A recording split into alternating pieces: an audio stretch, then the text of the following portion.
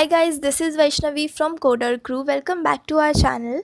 In this video, we are going to learn how to create pages and post in WordPress and also how to set our home page as default front page. If you want to visit your website, you can just go to admin's blog, visit site and view whatever changes you have made in your website there.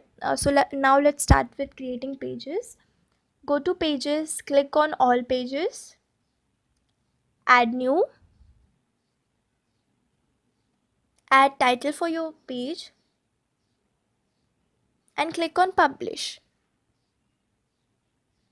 Your page is live now. You can create as many pages as you want. I'm going to create 3 pages here.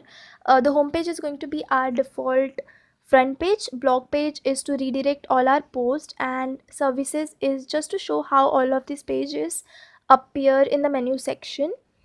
You can also add content, but I'm not going to do that because we are not going to use default blog editor for editing these pages, so I'm skipping this step for now. Okay, all of the pages are live now. We are going to visit the site, refresh.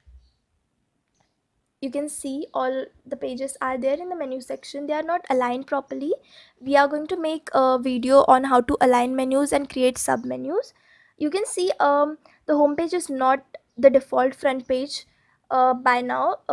We are going to do that later. First, let's move on to creating post. Click on post, then add new, add title,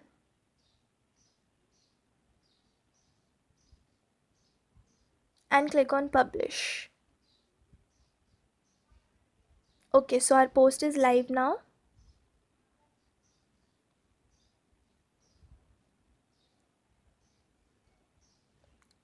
Okay, you can see our post is on our first front page, which we don't want.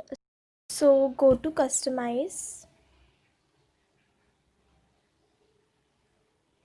home page settings, select static page, home, and for post page select blog and click on publish. Refresh, and now you can see that your home page is your default front page and all your posts are in blog page.